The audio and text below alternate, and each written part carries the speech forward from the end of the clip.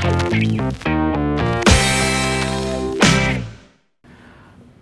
hardest thing to draw are airplanes and horses. Because if you mess up, they don't look right. But you know, cars are kind of tricky too. But you know, Photoshop makes it easy to fix them. When I get stuck on an idea, sometimes I'll put it away, and then I will work on something else until suddenly I'll come up with the idea, and it'll be the perfect solution. The other thing I do is I write down every idea that I have in a notebook, even if it's stupid. I used to use the really, really good sketchbooks that you use in art school, and they're so nice that you're like, that idea is too stupid to put in this beautiful book.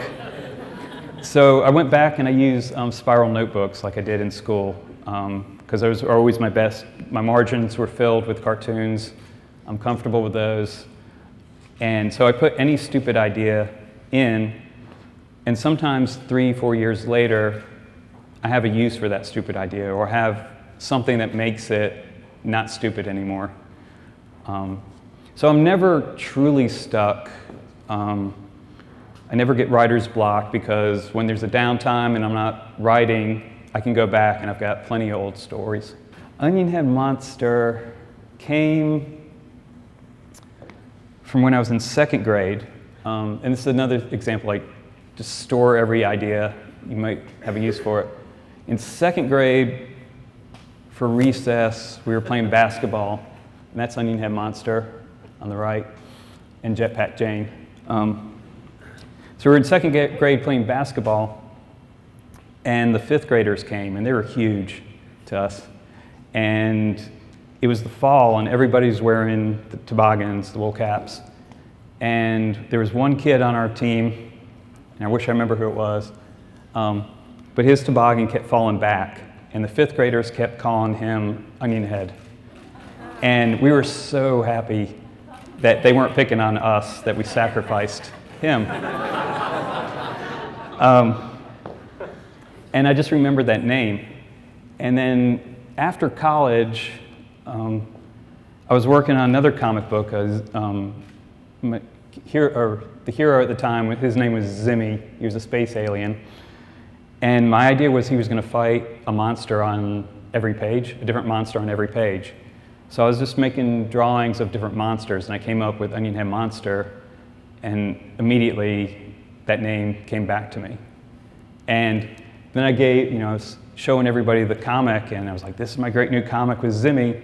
And they were like, yeah, who's this guy? And I was like, no, you're supposed to pay attention to the hero. And they're like, he's okay. We want more with Onionhead Monster. And that was also another lesson. He was like, go with, listen to the people, listen to the action. And I did Onionhead Monster, and it became this immediate hit for me. It started ever since I was always drawing when I was 2 or 3. I remember the Sunday morning comics. Remember, Charlie Brown, and then Calvin and Hobbes and Far Side, and that's all I wanted to do. And then by the time it came possible for me to do that, newspapers don't exist really anymore. And they keep shrinking the size of the comic, so all you can do is people talking. There's no room for action. At the same time, graphic novels were coming into their own and becoming pop culturally acceptable, and it gave me more of an opportunity to tell the stories I want to tell. But I'm very fortunate that I get to do what I've always wanted to do.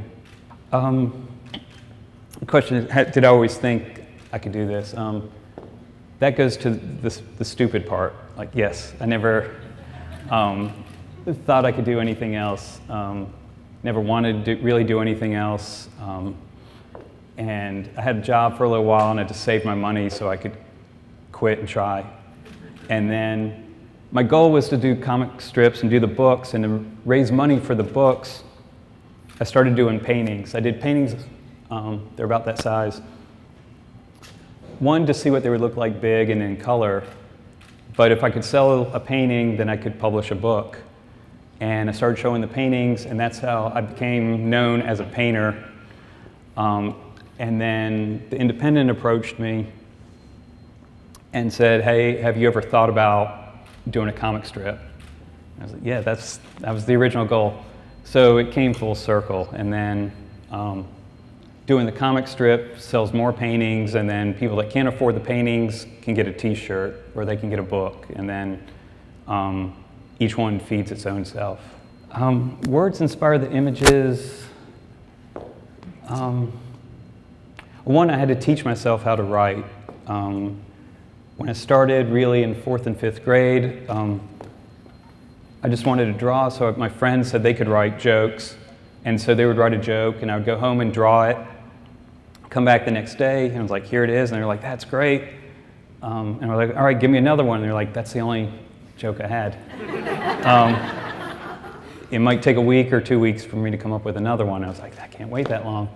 So I started teaching myself how to write, and I started by, one trick was to put my characters, like I had a Spider-Man comic, and so I'd redraw the Spider-Man comic, but I would put my character in instead of Spider-Man.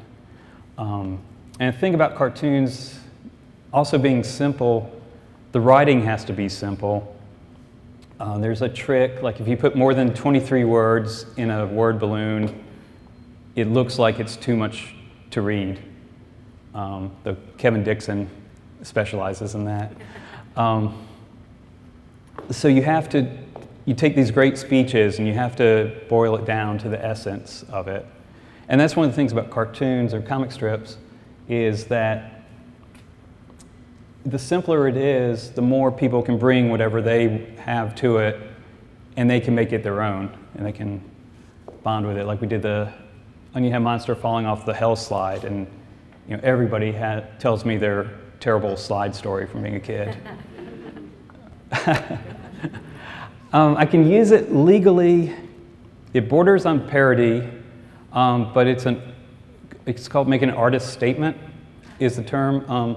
One, it's obviously not their Batman, it's my Batman. Though if they wanted to make trouble for me, it's one of those, I could be right, but I could go to court for 50 years and go bankrupt proving that. But a lot of people, like I do conventions, and a lot of people that work with Star Wars or Disney or DC Comics buy my stuff. Though, there's a story, I know some people that do these giant prints of Star Wars backgrounds of the planets and stuff, and they got caught because all the people from Star Wars were buying their stuff, and then the lawyers walked past their office. So they just they got a cease and desist, which, is one of my goals. If I can get a cease and desist, I'll frame it. My goal is to be on TV or to have a web series. All of these stories, in my mind, I can see how they move, and the comedy that comes just from the movement. So, and then the whole thing about doing, one reason to have a TV show, it's like I want to make toys, and the best way to make toys is to have a show. I like it. The best was when I was in college and I was a painting major, and we had a shared studio, and we'd go in late at night and turn up the music, and there were 3 or 4 of us, and we all had our own styles. And somebody would do something like this, and they were going to take it in one direction, and I could see a different direction for it, and we would inspire each other that way. So I really like that. I'm over at Design Box, and there's an architect, product designers, web designers. We're all doing totally different stuff, but you can pull from each one and come up with something that you never would have come up with before, or push it to another direction. Why Raleigh? I grew up in Raleigh. I was born here.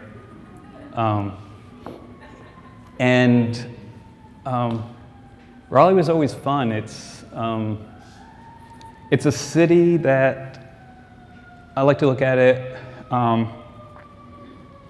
like in grade school or Cub Scouts or whatever. They give you a box and it's got a spool and it's got some glue and some thread and some popsicle sticks, and you just wind up gluing it all together.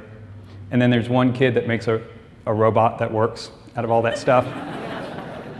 That's what Raleigh is like. It's got all the ingredients, and you can do whatever you want. You can make it happen here. And also, I've traveled a lot. I lived out west for a while. And a lot of places, people are like, what's in it for me? Or, I don't want to help you because if I help you, you might get ahead, and that'll leave me behind. But Raleigh seems to have this environment where like people want to see stuff happen, and they'll help you. They'll be like, come on in. You want to record an album? Let's use my studio. The more stuff that's happening, the more things that are going to happen. And the environment here is really great. Like painters will have a show in New York or Los Angeles, and they'll come back and they'll say, you should show at this gallery. Here's the gallery owner. Tell them I sent you. Where places like Los Angeles, they would never do that. It just comes to like constantly selling. Like I said, 75% of my time is not doing what I want to do. A lot of it is, that's why I do the conventions. I call it, planting seeds. Like I've been doing one convention for 10 years, and I was selling to people who are now 10 years further in their career. They're becoming producers. Before they were assistants, now they're in a place of power. And so they want to, they're coming to me now. But it's also, the last few years, I've really been studying marketing and branding.